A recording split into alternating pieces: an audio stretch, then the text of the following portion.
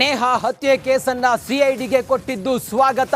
ಈಗಲಾದರೂ ಕೂಡ ಮುಖ್ಯಮಂತ್ರಿಗಳಿಗೆ ಸರಿಯಾದ ಮಾಹಿತಿ ಸಿಕ್ತಲ್ಲ ಹಿಂಗಂತೇಳಿ ಹೇಳಿದ್ದು ನೇಹಾ ತಂದೆ ನಿರಂಜನ್ ಹಿರೇಮಠ್ ಅವರು ಈ ಮಾತನ್ನು ಹೇಳಿದ್ದಾರೆ. ರಿಪಬ್ಲಿಕ್ ಕನ್ನಡಕ್ಕೆ ನಿರಂಜನ್ ಹಿರೇಮಠ್ ಪ್ರತಿಕ್ರಿಯೆಯನ್ನ ಕೊಟ್ಟಿದ್ದಾರೆ. ಪ್ರಕರಣವನ್ನ ಮುಚ್ಚಿ ಹಾಕುವ ಪ್ರಯತ್ನ ನಡೆದಿತ್ತು, ಮತ್ತೊಂದು ಹತ್ಯೆಗೆ ಅನುಕೂಲವಾಗುವಂತೆ ಮಾಡ್ತಿದ್ರು. ಆದರೆ ರಾಜ್ಯಾದ್ಯಂತ ಹೋರಾಟ ಮಾಡಿ ಅದರ ಫಲ ಇವತ್ತು ಸಿಐಡಿಗೆ ಕೊಟ್ಟಿದ್ದಾರೆ ತನಿಖೆಯನ್ನ.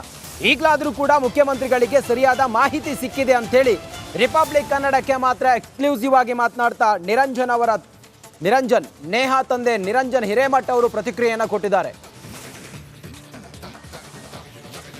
ನೇಹಾ ಹತ್ಯೆ ಪ್ರಕರಣವನ್ನು ಇದೀಗ ರಾಜ್ಯ ಸರ್ಕಾರ ಸಿಐಡಿ ತನಿಖೆಗೆ ಒಪ್ಪಿಸಿದೆ. ಈ ಬಗ್ಗೆ ಮಾತಾಡಲಿಕ್ಕೆ ನೇಹಾ ಅವರ ತಂದೆ ನಿರಂಜನ್ ಹಿರೇಮಠ್ ಅವರು ಇದ್ದಾರೆ, ಅವ್ರನ್ನ ಮಾತಾಡ್ತೀನಿ.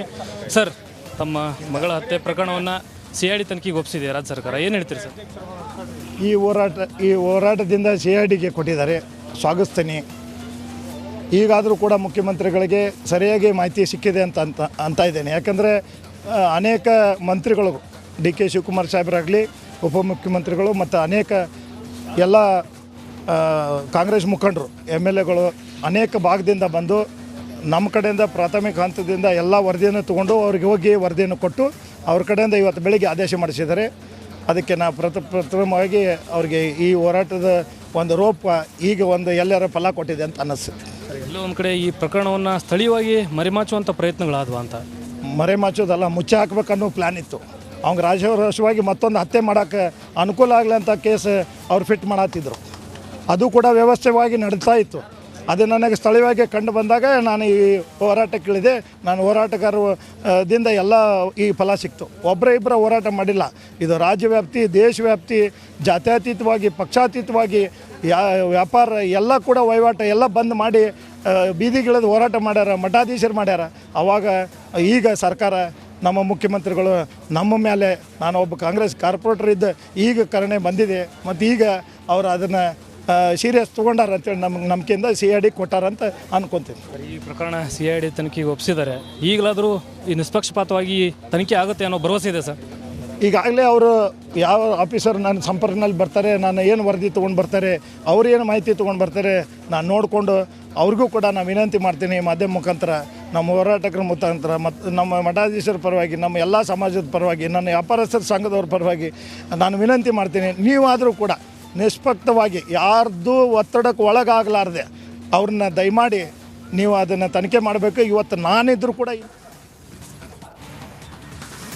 ಬನ್ನಿ, ಇದೀಗ ಹುಬ್ಳಿ ಆ್ಯಂಡ್ ಬೆಳಗಾವಿಯಿಂದ ನೇರ ಪ್ರಸಾರದಲ್ಲಿದ್ದಾರೆ. ಹುಬ್ಳಿಯಿಂದ ಪ್ರಕಾಶ್, ಮತ್ತೊಂದು ಕಡೆ ಮೈಲಾರಿ ಬೆಳಗಾವಿಯಿಂದ. ಮೊದಲು ಹುಬ್ಳಿಗೆ ಹೋಗ್ತೀನಿ. ಹುಬ್ಬಳ್ಳಿಯಲ್ಲಿ ಈಗ ಆಲ್ರೆಡಿ ಸಿ ಐ ಡಿಗೆ ವಹಿಸಿದ ನಂತರ ಇದೇನು ಕೇಸ್ ಕ್ಲೋಸ್ ಆಯಿತಾ? BJP ಪ್ರೊಟೆಸ್ಟ್ ನಿಂತೋಯ್ತಾ? ಇದನ್ನು ಮುಂದೆ ತಗೊಂಡೋಗೋ ಸಾಧ್ಯತೆ ಇಲ್ಲವಾ? ಏನಾಗ್ತಿದೆ? BJP ಆ್ಯಂಡ್ ABVP ಪ್ರತಿಭಟನಾಕಾರರು ಏನು ಹೇಳ್ತಾ ಇದ್ದಾರೆ? ಯಾಕೆ ಅಂತಂದರೆ ನೇಹಾ ಅವರ ತಂದೆ ಆಲ್ರೆಡಿ ಹೇಳಿದ್ದಾರೆ, ಓಕೆ, ಅವರು ಸ್ವಾಗತ ಮಾಡಿದ್ದಾರೆ. ಸೊ ಹಾಗಿರುವಾಗ ಇಲ್ಲಿ ಮುಗೀತಾ ಇದು ಅಂತ ನಾನು ಕೇಳ್ತಿರೋದು. ಪ್ರಕಾಶ್,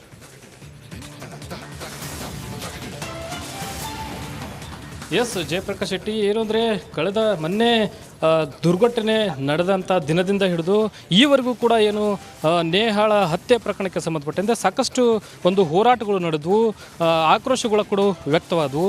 ಇವತ್ತು ಕೂಡ BJPಯಿಂದ, ಅಂದರೆ ರಾಜ್ಯ BJPಯಿಂದ ಇಡೀ ರಾಜ್ಯದಾದ್ಯಂತ ಸಾಕಷ್ಟು ಒಂದು ತೀವ್ರತರವಾದಂಥ ಹೋರಾಟಕ್ಕೆ ಮುಂದಾಗಿದ್ದರು. ಹುಬ್ಬಳ್ಳಿಯಲ್ಲೂ ಸಹ ಸಾಕಷ್ಟು ಜನ ಒಂದು ನೂರಾರು ಸಂಖ್ಯೆಯಲ್ಲಿ ಹೋರಾಟವನ್ನು ಮಾಡುವ ಮೂಲಕ ನೇಹಾಳ ಹತ್ಯೆಯನ್ನು ಖಂಡಿಸಿದರು. ಜೊತೆಗೆ ಆರೋಪಿಗೆ ಶಿಕ್ಷೆ ಆಗಬೇಕು ಅಂದರೆ ಕೇವಲ ಶಿಕ್ಷೆ ಅಲ್ಲ, ಕಠಿಣವಾದಂಥ ಶಿಕ್ಷೆ ಆಗಬೇಕು, ಗಲ್ಲಿಗೆ ಏರಿಸಬೇಕು, ಅದೇ ರೀತಿ ಎನ್ಕೌಂಟರ್ ಮಾಡಬೇಕು ಅಂತಕ್ಕಂಥ ಕೆಲವೊಂದಿಷ್ಟು ಆಗ್ರಹಗಳು ಕೇಳಿಬಂದು, ಇದಾದ ನಂತರ ಈಗಾಗಲೇ ರಾಜ್ಯ ಸರ್ಕಾರ ಈ ಒಂದು ಕೇಸನ್ನು, ಪ್ರಕರಣವನ್ನು CIDಗೆ ವಹಿಸಿರುವಂಥದ್ದು. ಈ CIDಗೆ ವಹಿಸಿರುವಂಥ ಹಿನ್ನೆಲೆಯಲ್ಲಿ ಅವರ ತಂದೆ, ನೇಹಾ ಅವರ ತಂದೆ ನಿರಂಜನ್ ಅವರು ಕೂಡ ಸ್ವಾಗತವನ್ನು ಮಾಡಿದರೆ. ಜೊತೆಗೆ ಇದರಲ್ಲಿ ಈ CID ತನಿಖೆಯನ್ನು ನಡೆಯುತ್ತೆ, ಇದರಲ್ಲಿ ನನಗೆ ಭರವಸೆ ಇದೆ, ನನ್ನ ಮಗಳಿಗೆ ನ್ಯಾಯ ಸಿಗುತ್ತೆ ಅಂತಕ್ಕಂಥ ಭರವಸೆ ಇದೆ ಅಂತಕ್ಕಂಥ ಮಾತುಗಳನ್ನು ರಿಪಬ್ಲಿಕ್ ಕನ್ನಡದ ಜೊತೆ ಹಂಚಿಕೊಂಡಿರ್ತಕ್ಕಂಥದ್ದು. ಜೊತೆ ನಮಸ್ಕಾರ, ಕರ್ನಾಟಕ ಪ್ರೈಮ್ ಟೈಮ್ಗೆ ಸ್ವಾಗತ. ನಾನು ಜಯಪ್ರಕಾಶ್ ಶೆಟ್ಟಿ. ಇಡೀ ಕರ್ನಾಡು ಇವತ್ತು ರೆಬೆಲ್ ಆಗಿ ನಿಂತಿದೆ. ಈ ಹಗರಣಗಳನ್ನು ಸದನದಲ್ಲಿ ಪ್ರಸ್ತಾಪ ಮಾಡಲು ಕೂಡ ಕಾಂಗ್ರೆಸ್ ಹಿಂದೇಟು ಹಾಕಿದ್ದೇಕೆ?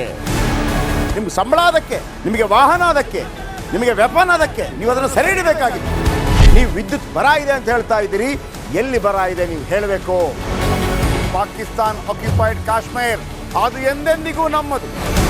40 ಮೆಷಿನ್ಗಳು ತಂದಿತ್ತು ನೋಟ್ ಎಣಿಸುವುದಕ್ಕೆ, ಅದೇ ಹಾಳಾಯಿತು. ಮಥುರಾದ ಗಲಾಟೆ ಇದೆಯಲ್ಲ, ಅದು ಸ್ಥಳೀಯವಾಗಿ ಕೂತು ಪರಿಹರಿಸಬಹುದಾದಂಥ ಕಾನೂನಿದೆ. ಗ್ಯಾರಂಟಿ ಯೋಜನೆಯಿಂದ ನಷ್ಟ ಆಗಿದೆ, ಲಾಭ ಆಗಿದೆ, ದಯವಿಟ್ಟು ಹೇಳಿ.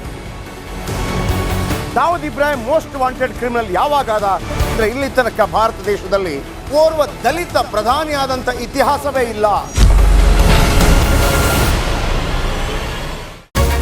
ರಿಪಬ್ಲಿಕ್ ವರ್ಲ್ಡ್ ಆಪ್ ಇದು ಕೇವಲ ಅಪ್ಲಿಕೇಶನ್ ಅಲ್ಲ, ಸಮಗ್ರ ಸುದ್ದಿಗಳ ಸಂಪರ್ಕ ಮಾರ್ಗಕ್ಕೆ ಕ್ರಾಂತಿಕಾರಿ ಬದಲಾವಣೆ. ರಿಪಬ್ಲಿಕ್ ವರ್ಲ್ಡ್ ಆಪ್ ಕೇವಲ ಸುದ್ದಿ ಅಪ್ಲಿಕೇಶನ್ ಅನ್ನ ಪರಿಚಯ ಮಾಡ್ತಾ ಇಲ್ಲ, ಬದಲಾಗಿ ಡಿಜಿಟಲ್ ಸುದ್ದಿ ಬಳಕೆಯ ಹೊಸ ಯುಗಕ್ಕೆ ನಾಂದಿ ಹಾಡ್ತಾ ಇದೆ. ಇದೊಂದು ಬ್ರೇಕಿಂಗ್ ನ್ಯೂಸ್, ಪ್ರಭಾವಶಾಲಿ ಕಾರ್ಯಕ್ರಮಗಳಿಗೆ ಗಟ್ಟಿಯಾದ ವೇದಿಕೆ. ರಿಪಬ್ಲಿಕ್ ವರ್ಲ್ಡ್ ಅಪ್ಲಿಕೇಶನ್ ಈಗ ಲೈವ್ ಆಗಿದೆ. ಗೂಗಲ್ ಪ್ಲೇ ಸ್ಟೋರ್ ಮತ್ತು ಆಪಲ್ ಆಪ್ ಸ್ಟೋರ್ ಎರಡರಲ್ಲೂ ಲಭ್ಯವಿದೆ. ಈಗಲೇ ಡೌನ್ಲೋಡ್ ಮಾಡಿ.